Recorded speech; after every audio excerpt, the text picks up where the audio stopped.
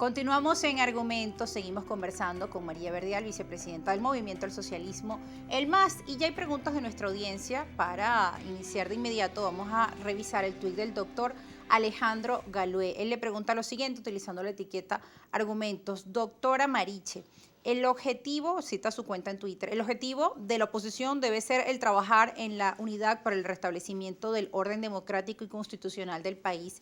¿Cree usted que puedan cohesionarse en un proyecto único para alcanzar tal objetivo?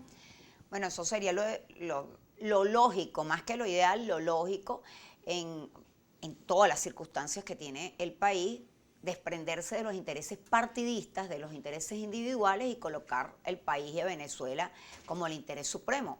Y parte de eso tiene que ver con la reinstitucionalización del país. Y si tú a eso le colocas, bueno, la posibilidad de tener, cuando tú dices, no, que tengamos la pluralidad de los partidos y la posibilidad de varios candidatos o todo lo que eso significa, bueno, eso es muy bien en condiciones normales, pero no en unas condiciones excepcionales como las que está atravesando el país. Entonces, encaminarnos y enrumbarnos hacia eso sería muy importante, pero ya conocemos cuáles todos los errores que se han cometido y que pareciera en algunos casos que no se han enmendado ni se han reconocido. Entonces es difícil transitar en ese camino lógico que demanda el país. Ahora vamos a escuchar qué decía sobre las primarias de la oposición el primer vicepresidente del Partido Socialista Unido de Venezuela, Diosdado Cabello, para también conocer su opinión y reacción sobre lo que él decía. Vamos a escucharlo de inmediato.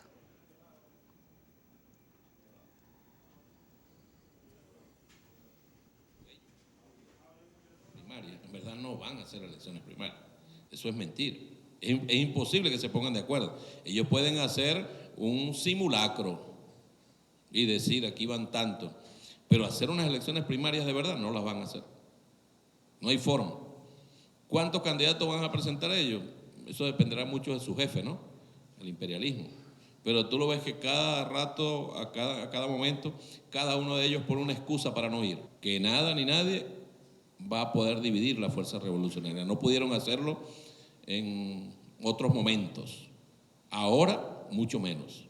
Y digo esto porque eso nos va a permitir a nosotros siempre, a la revolución, ir unidos ante cualquier escenario, en el caso del escenario presidencial.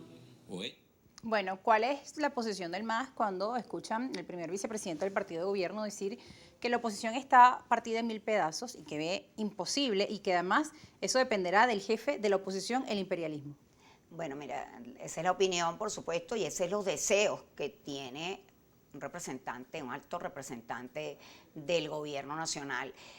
El gobierno hace y ha hecho lo que, entre comillas, tiene que hacer, pero la oposición también ha facilitado esa división o esas diferencias que existen y, por supuesto, tenemos ejemplos recientes que hay que colocarlos aun cuando es un estado, el estado de Barinas, lo que sucedió en Barinas, y los resultados. Se inhabilita a última hora un candidato que ha debido inhabilitarse posteriormente, después que gana, se repiten las elecciones, bueno, y el gobierno incluye todo el poder del Estado en Barinas, y bueno, y los resultados ya los conocemos. Acaba de suceder en la Universidad Central. Yo soy profesora en la Universidad Central, sí, y egresada de la Universidad Central. Yo tenía años que no veía el movimiento que se vio en las recientes elecciones de egresados, que por cierto no son unas elecciones que convoquen el número de personas y la participación activa que tuvo este proceso recientemente en estos días. Pero también vimos todo el esfuerzo del gobierno y del Estado como tal, vinculados para poder obtener unos resultados. Y así, no. Aún así, bueno, ya vimos cuál fue la reacción de quién, del electorado, de la participación ciudadana para obtener un triunfo como se obtuvo en todas las facultades de la Universidad Central de Venezuela. Entonces, bueno, el problema, el gobierno puede tener todos los deseos y todas las ganas de que la oposición vaya fraccionada, vaya dividida. Quizás no logremos llegar a tener un candidato único, pero seguro estoy, y ahorita lo digo a título personal, y no de la organización que represento, de que la mayoría de los demócratas, de los que creemos en los cambios pacíficos, electorales y democráticos, vamos a coincidir en la construcción de una candidatura única. Quien se aparte de ese camino y quien se aparte de esa ruta y quede aislado, bueno, estará en manos y en decisión de los electores. Que han sido quienes han tomado las que decisiones. Han corregido los errores, han corregido los errores y lo corrigieron en Barinas, y lo corrigieron en el Zulia, lo corrigieron en Nueva Esparta, en Cojedes, donde se ganó a pesar de la dispersión del voto por llevar varios candidatos. Entonces, eso, además, este gobierno es el peor gobierno que hemos tenido en la historia de Venezuela. Por más que deseen cambiar las cosas, bueno, no creo que logren corregir de aquí a 2 años el mal gobierno que han desarrollado. ¿Y qué pasa? Que cuando se tiene el peor gobierno de la historia, pues no se logra convocar a una oposición que genere ese cambio. Bueno, porque es que la oposición también, lo decimos, tenemos que reconocer los errores que hemos cometido. Nos colocamos en primera persona aún no teniendo mayor responsabilidad.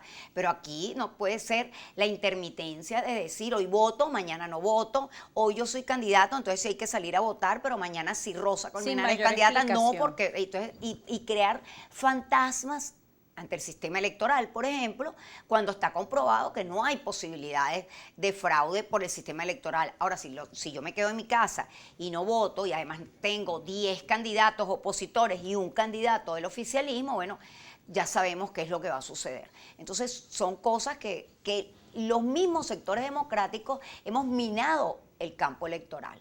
Ahora bien, sobre otros temas que también son de interés para nuestra población, ¿cuál ha sido la posición del MAS, por ejemplo, reciente a la aprobación de esta ley de zonas económicas especiales que también ha generado un gran debate dentro de la opinión pública? ¿Quiénes va a favorecer esta ley? Muchos lo califican de positivo, incluso desde sectores de la oposición y del sector económico empresarial, e incluso ha tenido críticas dentro de los propios seguidores del gobierno, asegurando de que se trata de un giro hacia la derecha, que el gobierno de Nicolás Maduro, incluso teníamos en estos días a Juan Barreto, que ahora ya no está pues dentro de las filas del PSUV, pero él hacía una crítica y decía que ya no se trata del chavismo, del socialismo del siglo XXI, que Nicolás Maduro debería quitarse la máscara, citando palabras textuales de Juan Barreto, y que estamos frente a un modelo capitalista. Mira, el problema en materia económica y en las decisiones timoratas que toma el gobierno es que son de manera unilateral, sin concertar con quién, con los sectores económicos, con los sectores productivos, con los trabajadores. Todas las decisiones que toma son, bueno, un anuncio y en la mayoría de los casos se quedan en anuncios que no llegan a concretarse. Todos los pasos en materia económica, repito, deben ser concertados y deben ser concertados con los sectores involucrados para poder tener algún desarrollo. Y hay algo que es primordial, sobre todo en materia de inversión económica, llámese zonas económicas especiales o cualquier tipo de posibilidades de inversión, que es la seguridad jurídica y la confianza. Si no hay confianza y si no hay seguridad jurídica, un andamiaje legal que además le pasan por encima y se convierte en letra muerta, pues es muy difícil que grandes capitales inviertan, sean nacionales o sean extranjeros. ¿Qué hace falta para generar esa confianza? Bueno, lo primero es que tiene que haber un cambio. Hay normativas que deben ser corregidas, que deben ser cambiadas, pero además tiene un gobierno que ha expropiado, un gobierno que ha confiscado, un gobierno que ha atacado la propiedad privada, pues bueno, es un gobierno que no es confiable.